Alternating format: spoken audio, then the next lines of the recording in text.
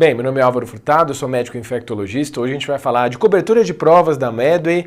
O nosso tema, semana pré, prova da USP de R3. Vamos trazer aqui dentro da clínica médica os assuntos relacionados à infectologia. A gente vê aí como grande possibilidade de aparecer na prova, pela relevância que esse assunto representa, pelas notícias que apareceram relacionadas a essas doenças no ano de 2023. Então, para a prova, dois assuntos foram escolhidos, são apostas aqui da Medway para que apareça na prova do R3.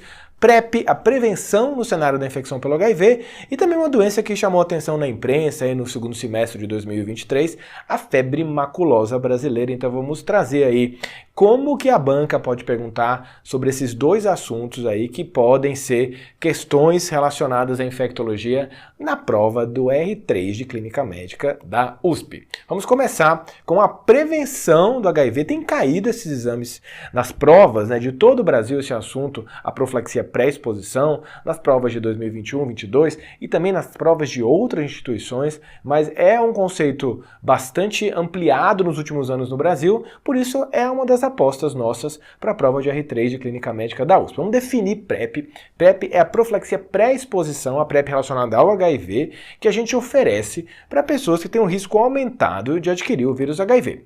A PrEP é formada, o princípio da PrEP é dar antirretrovirais, uma combinação de dois antirretrovirais, a gente vai falar na nossa aula, para reduzir o risco de aquisição pelo vírus HIV. A PrEP está no SUS desde 2018, aprovada pelo FDA desde 2012 como uma ferramenta aí sólida, com eficácia e efetividade populacional na redução na transmissão do HIV. A indicação não é mais só por grupos específicos, é por vulnerabilidade do indivíduo. Todas as pessoas acima de 15 anos que pesem acima de 35 quilos têm indicação, se tiver componente de vulnerabilidade, de acessar a PrEP via Sistema Único de Saúde, mas também até comprar na rede privada. Para a PrEP ser uma estratégia de sucesso, ou seja, ela realmente fazer a prevenção do HIV com eficácia superior a 95%, o usuário tem que tomar a medicação de forma adequada, ou seja, o sucesso da intervenção está relacionado a uma boa adesão. Da mesma forma que quando você não utiliza preservativo, você não vai ter uma boa eficácia de prevenção relacionada à infecção pelo HIV, a mesma situação, a mesma analogia vale com relação à PrEP.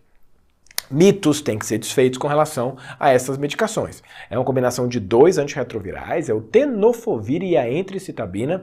A PrEP tem poucos eventos adversos, mas é importante que às vezes as bancas gostam de explorar os eventos adversos, lembrar do tenofovir, a toxicidade renal, mas é muito difícil de acontecer. A gente vai falar um pouquinho na aula quais são os mecanismos fisiopatogênicos, o que dá de toxicidade renal com o tenofovir. Então tá aí a grande novidade, a PrEP nas últimas recomendações 2022 e 2023, ela vem para todas as pessoas, independente da orientação sexual, porque nos consensos anteriores era essa a indicação, só para populações, segmentos populacionais prioritários eram homens que fazem sexo com homens, que tinham relação desprotegida, as pessoas trans, os trabalhadores do sexo e as parcerias soro diferentes para o HIV.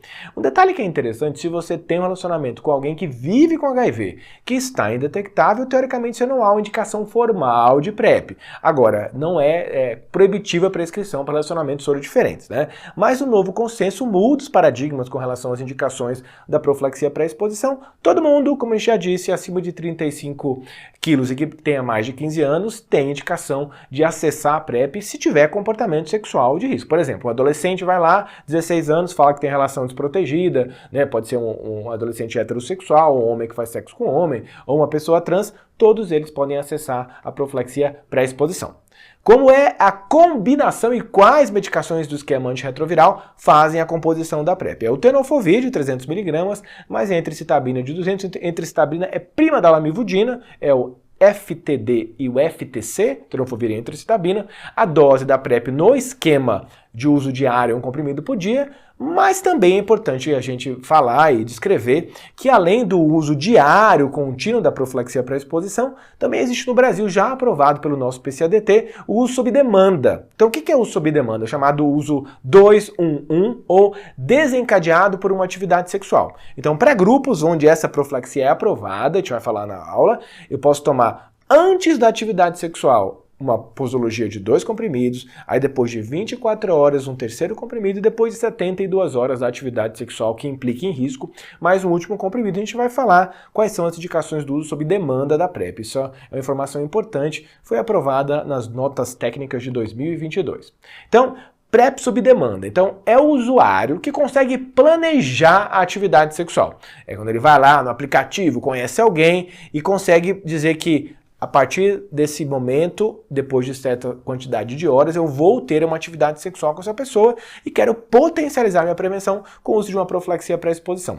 Lembrar, isso é importante, que a PrEP sob demanda só é aprovada para homens que fazem sexo com homem e pessoas trans sem o uso de hormonoterapia à base de estrógeno. Então, vamos rever o esquema da profilaxia sob demanda. Então, tem lá atividade de risco, então tem que me planejar. Para pessoas que têm uma atividade sexual com múltiplas parcerias, a PrEP sob demanda não funciona bem. É para quem tem poucas parcerias sexuais e consegue programar a atividade sexual. Então, 2 comprimidos de 2 a 24 horas antes da atividade de risco, marca o horário, aí depois um terceiro comprimido depois de 24 horas da primeira dose e um quarto comprimido após 48 horas da primeira dose. Totalizando 4 comprimidos, a PrEP sob demanda ela funciona, tem uma eficácia superior a 95% e tem uma característica bastante interessante. Ela não vai expor o usuário a uma sobrecarga de antirretroviral e mesmo sabendo que os antirretrovirais, o tenofovir que faz parte da PrEP, a toxicidade renal ela não é tão importante, tá? A indicação é muito mais focada do sob demanda para a pessoa que tem poucas parcerias sexuais e consegue programar a atividade sexual, ou é um homem que faz sexo homem, ou é uma pessoa trans que não está em uso de estrógeno, em hormonoterapia à base de estrógeno, tá? Antes de começar a PrEP, independente da modalidade, ser uso diário todos os dias ou uso sob demanda, né, que eu acabei de falar no slide anterior, é importante que quem vai avaliar esse paciente consiga fazer algumas intervenções. Por exemplo, fazer sorologia para as ISTs e tratar, porque se ele está tendo exposição, talvez ele possa ter algum IST assintomático, principalmente como sífilis, clamídia, vale a pena fazer o rastreio. Testar para hepatite B e C, ainda mais porque eu posso vacinar esse paciente para hepatite B. Também testar para outras hepatites, especialmente que possam ter transmissão sexual, como hepatite A e também para o vírus HPV, no caso, HPV muito mais indicado à vacinação, né? Então, eu testo para A e B e vacino se tiver suscetível para hepatite A, para hepatite B e para HPV. Eu posso até indicar a vacina fora do programa nacional, para lembrar que as indicações no nosso programa são menos começo da atividade sexual e até 45 anos para pessoas imunossuprimidas. Então, muitas vezes, o usuário que vai procurar PrEP não se encaixa na indicação de vacina do programa nacional, então eu posso indicar para tomar a vacina na rede privada. Temos 2 vacinas para HPV, a quadrivalente e também a nonavalente. Também é importante avaliar função renal e hepática na primeira consulta antes de começar a profilaxia pré-exposição. Até porque eu preciso ver, eu tenho um basal de função renal, TGO, TGP, urina, ver se tem proteinúria, ureia creatinina e a taxa de fibrilação glomerular se é maior que 60, é uma contraindicação, uma taxa abaixo de 60. E também é importante perguntar histórico de fraturas patológicas, porque o tenofovir ele pode dar uma perda de massa óssea, tá? Então, esse é o nosso modelo de abordagem inicial. Pedir sorologia para HIV também. Eu não posso começar a PrEP se eu não tenho certeza que o indivíduo não vive com HIV, não tem uma sorologia negativa. É fundamental a exclusão do diagnóstico do HIV, tá? Então, e também falar para o usuário, o uso de profilaxia para exposição não vai proteger você de outras infecções sexualmente transmissíveis, só a proteção para o HIV no nível altíssimo de proteção. E o sucesso, como a gente falou nos slides anteriores, está relacionado a tomar a medicação de forma adequada. Aí vem uma situação que o usuário sempre pergunta pra gente, depois de quanto tempo que eu vou estar protegido quando eu começo a fazer PrEP? O racional eu preciso ter concentração tecidual de mucosa vaginal, retal, ou antirretroviral, para que a pessoa tenha uma segurança para numa situação de risco ali que não usou preservativo estar protegido da PrEP. Em homens cisgêneros ou pessoas trans designadas com sexo masculino a nascer que não estejam em uso de hormônios à base de estradiol, a PrEP ou é diária ou sob demanda, quando ela começa lá com os 2 comprimidos, após 24 horas a pessoa já está protegida. Então, esse detalhe é importante. Nessas categorias aí de exposição, cisgênero, sem a base, ou pessoas do sexo masculino ao nascer que não estejam tomando estrógeno, 24 horas. Agora, olha só, a concentração tecidual da PrEP, do Truvada, em mulheres cisgêneras, concentração vaginal, e em pessoas transignadas do sexo feminino ao nascer, ou qualquer pessoa que esteja abaixo de hormônio, à base de estrógeno, elas têm que esperar 7 dias para atingir níveis de proteção ideal e concentração tecidual vaginal. Então, é mais demorado o tempo que essas pessoas devem esperar para estarem devidamente protegidas com relação ao HIV. Então isso é um assunto que pode cair em prova, perguntar o tempo, né? Então 24 horas nessas populações e 7 dias em mulheres cis. Então já falamos do sucesso relacionado à adesão. Agora, o que é interessante, que o início da profilaxia, mesmo o uso diário, deve começar com uma dose de ataque de 2 comprimidos e depois 1 comprimido por dia, né? Isso é um detalhe que foi estudado recentemente nas publicações internacionais. Então, a dose de ataque começa com 2, depois 1, 1 no uso contínuo da PrEP e no uso sob demanda 2, 1. Essa é a posologia que a gente indica para o usuário, tá? Para adesão, o sucesso está relacionado à adesão. Manter um nível alto de proteção para sexo anal insertivo ou receptivo ou sexo vaginal insertivo, eu posso até perder 3 doses por semana. Não é indicado, no mínimo 4 doses por semana para ter um nível alto de proteção nos 7 dias. Para sexo vaginal receptivo, a perda de apenas 1 dose por semana é permitida. Então, para mulheres cis, que tem a relação vaginal, a concentração tecidual não é tão boa, então eu tenho que tomar dos 7 dias da semana pelo menos 6 dias de forma adequada para ter um excelente nível de proteção. Então é claro que a gente conversa com o usuário a respeito de uma boa adesão, tentar tomar todos os dias, mas é mais grave a mulher cis parar de esquecer de tomar do que, por exemplo, para sexo anal insertivo, onde 4 dias no mínimo é necessário para que tenha nível de proteção, tá? A PrEP foi expandida para o serviço privado, também é possível que você tenha um infectologista, um clínico, um médico de família que prescreva a PrEP do privado, que pegue no SUS, né? Então é importante sempre ter o teste de 7 dias antes, depois de 30 dias o usuário volta da primeira dispensa, depois um retorno depois a cada 4 meses, tem um formulário de preenchimento. A gente expandiu o acesso à PrEP para os serviços privados no Brasil nos últimos anos. E é importante avaliar a vulnerabilidade do usuário em cada consulta. Às vezes ele não tem mais vulnerabilidade, está no relacionamento estável, está usando preservativo, não quer mais tomar PrEP, você pode parar, voltar. Então a PrEP é um fenômeno dinâmico com relação a você conversar sobre vida sexual com o usuário, tá? É uma ferramenta poderosa de prevenção, o acesso a isso ainda, a informação, apesar de ter nos anos 2020 muito acesso à informação, as pessoas desconhecem a PrEP. A PrEP é basicamente utilizada no Brasil por homens brancos gays entre 20 e 40 anos, mulheres cis não acessam, não conseguem identificar a própria vulnerabilidade, então é uma ferramenta que precisa ser expandida do ponto de vista aí de saúde pública. Com relação ao segmento, a gente vai dar uma reforçada no que a gente falou. Primeiro retorno em 30 dias, para ver se está tudo bem, se teve algum evento adverso, vai continuar. Falar sobre adesão, que ele está tomando direitinho, perguntar. Depois um retorno a cada 4 meses, a cada 120 dias. O usuário que tiver uma dificuldade de adesão, evento adverso, pode voltar a cada 30 a 60 dias, tá? O segmento aí, consultas trimestrais ou quadrimestrais, avalia a recomendação, vai monitorizar no segmento evento adverso e também colher sorologias para as outras ISTs, especialmente as ISTs onde não tem vacina, não são imunopreveníveis. No caso da sífilis, sorologia de hepatite C, clamídia e gonococo. Então olhar esse usuário com relação se ele pegou algum IST. Verificar a adesão, se está tomando direitinho a medicação, descartar qualquer eventual infecção pelo HIV. Tá aí os exames que são necessários para o segmento quadrimestral, HIV, sífilis. No caso, se ele já estiver vacinado para hepatite B, não é necessário colher sorologia toda hora de hepatite B, hepatite C e o monitoramento da função renal, que pode ser feito de forma anual para alguém que não tem nenhuma comorbidade renal. Faz no começo, 30 dias depois, anualmente você repete aí a avaliação de função renal.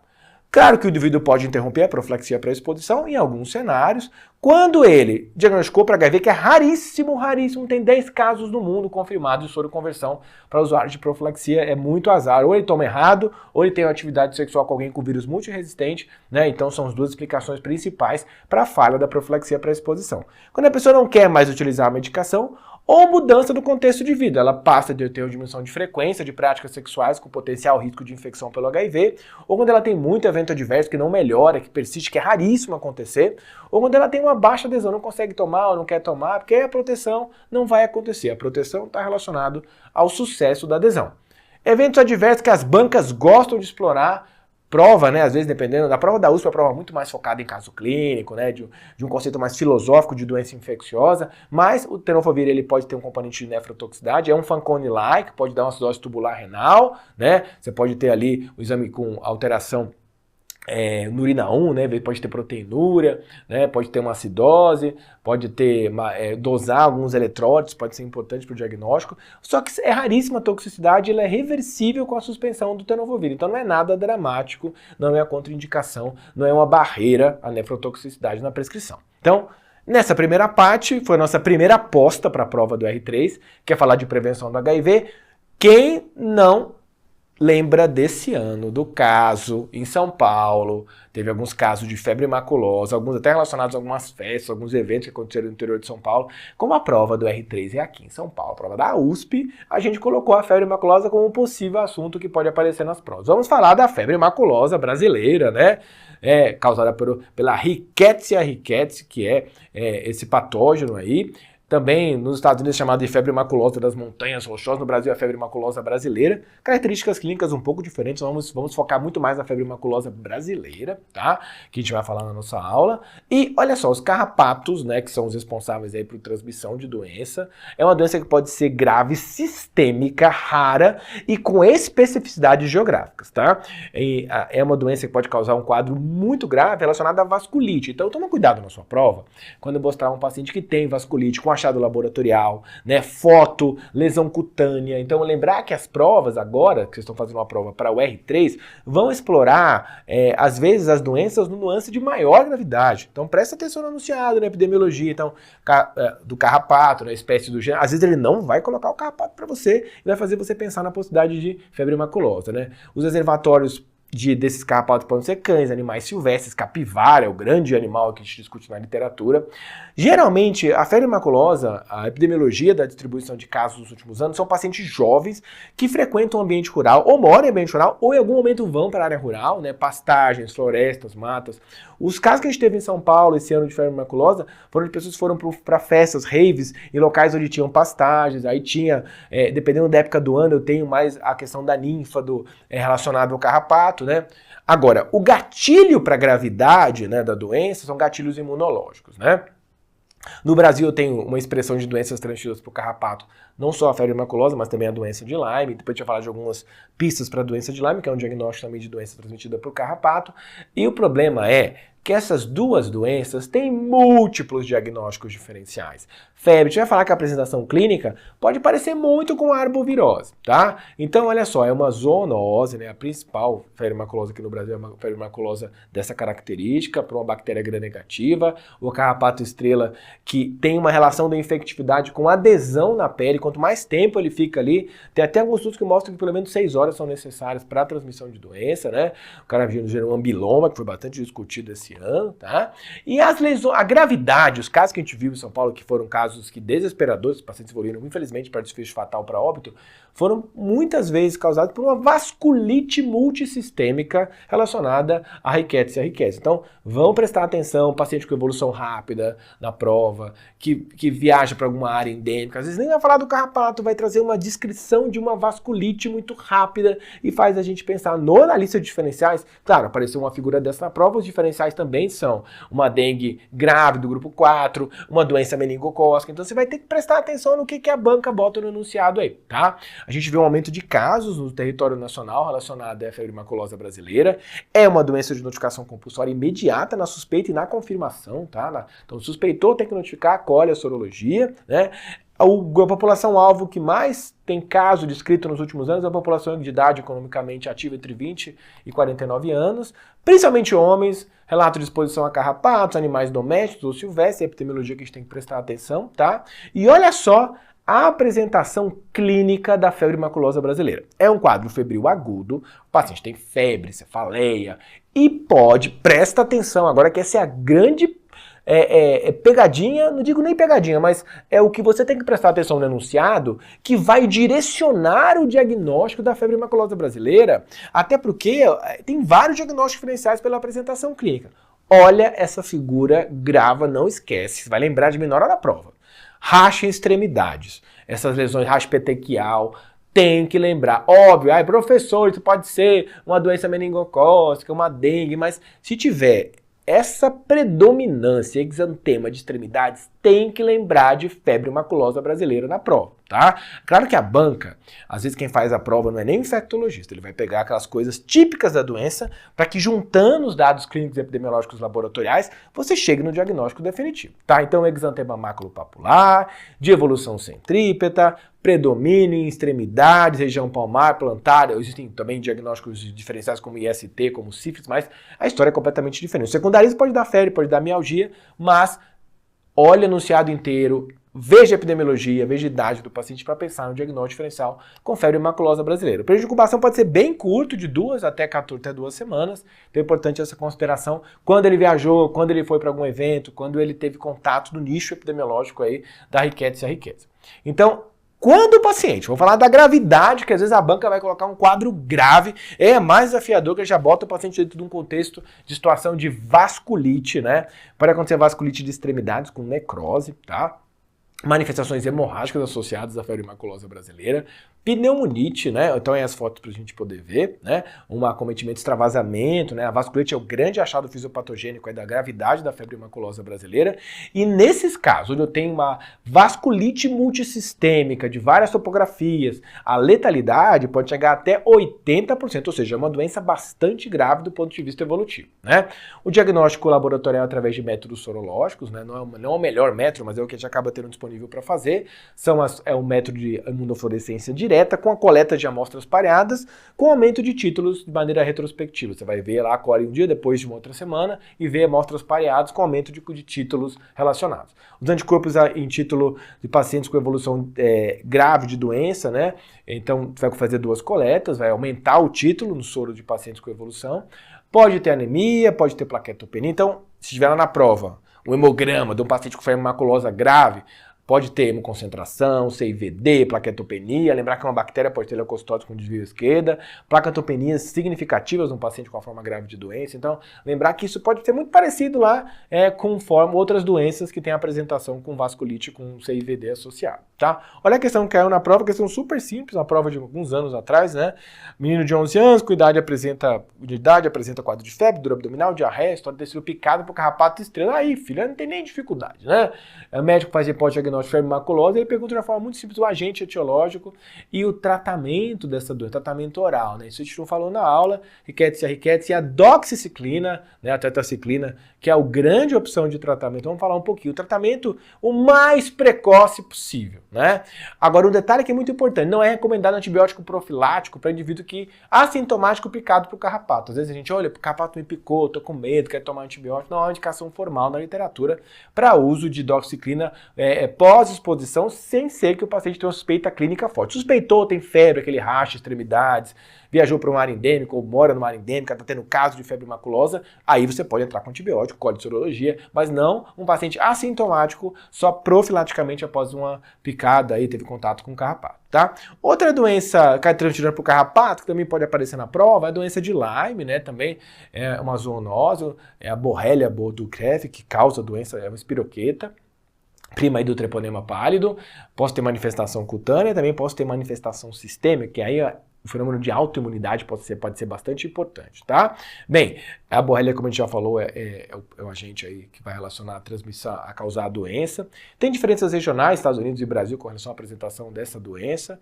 A artrite o fenômeno de autoimunidade é bem descrito, né? Inclusive as manifestações podem estar relacionadas a distúrbios de autoimunidade, né?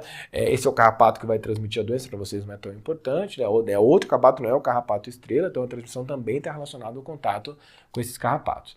Aí vem um achado, assim como o racho de extremidades, é muito característico da febre maculosa brasileira. No caso da doença de Lyme, é um eritema migratório, que é o achado que as bancas adoram explorar nas provas. Aí o paciente pode ter febre, mialgia, artralgia, um quadro bastante semelhante com outras doenças virais ou bacterianas de evolução aguda. E aí vem a grande questão e a dificuldade bastante descrita na doença de Lyme. Posso evoluir para um quadro agudo, subagudo ou crônico, onde eu posso ter agressão de autoimunidade neurológica, articular e cardíaca. Então, pode ser que na prova apareça um caso, por exemplo, de um paciente que tem tardiamente manifestações, a gente vai ter que pensar que numa fase mais aguda ele teve contato aí com a borrelia e ter pego a doença de Lyme. Então, geralmente a fisiopatogenia dessas alterações de doenças mais subaguda, doença de manifestação de cronicidade, está relacionada a distúrbios de autoimunidade. Então, olha agora, presta atenção de novo. O rash papular centrífugo, esse centro preservado, né, pode acontecer até em 80%, 70%. Então, grava essa figura, tá vendo ali uma área central, mais branquinha, em volta de um halo de hiperemia. Isso é clássico, né, o rash a alteração cutânea da doença de Lyme. Então, podem durar dias essa manifestação e isso tem esse formato anular secundário. Isso é o achado, né, que vai descrever na prova. Isso está associado à doença de Lyme, tá? As complicações, a gente falou, tem mais um componente de autoimunidade, uma artrite. Então, já é um paciente que tem história depois de muito tempo de artrite, oligoarticular, de joelhos, ou até bloqueio atrioventricular. Cai na prova um contexto num paciente com um monte de coisa, com artrite, com bloqueio atrioventricular, uma paralisia de sétimo par, encefalite, tem que fazer você levar em consideração o diagnóstico diferencial relacionado à doença de Lyme. Então, é uma doença rara da gente ver, mas como é uma doença transmitida por carrapato, e a nossa aposta que possa cair alguma questão esse ano na prova, vamos lembrar disso aí. Então, olha só, ele pergunta as manifestações oftalmológicas associadas, né? Questão que caiu na prova de oftalmo até, né? Então, ele fala de maneira muito simples, aí a resposta é a alternativa B, acometimento do sistema nervoso central, não é todo paciente que apresenta eritema migrans, e não é larva de mosquito, é picada do carrapato. Então, diagnóstico clínico epidemiológico, a sorologia ELISA ajuda bastante no diagnóstico de doença de Lyme, ou a imunofluorescência pareada com aumento de títulos sorológicos com 2 coletas, isso é importante. O tratamento de novo é com doxiciclina precoce, né? E nos pacientes graves eu vou utilizar a ceftriaxone aí durante 30 dias, é importante aí o tratamento prolongado aí da febre maculosa brasileira. Gente, essas foram as nossas apostas para a prova, a gente está super torcida para que você vá muito bem, que caiam esses assuntos, que você, se não caiu também, você fez o curso, assistiu todas as aulas, você vai destruir a prova. Sorte para todo mundo, vejo vocês aí numa próxima vez. Abração.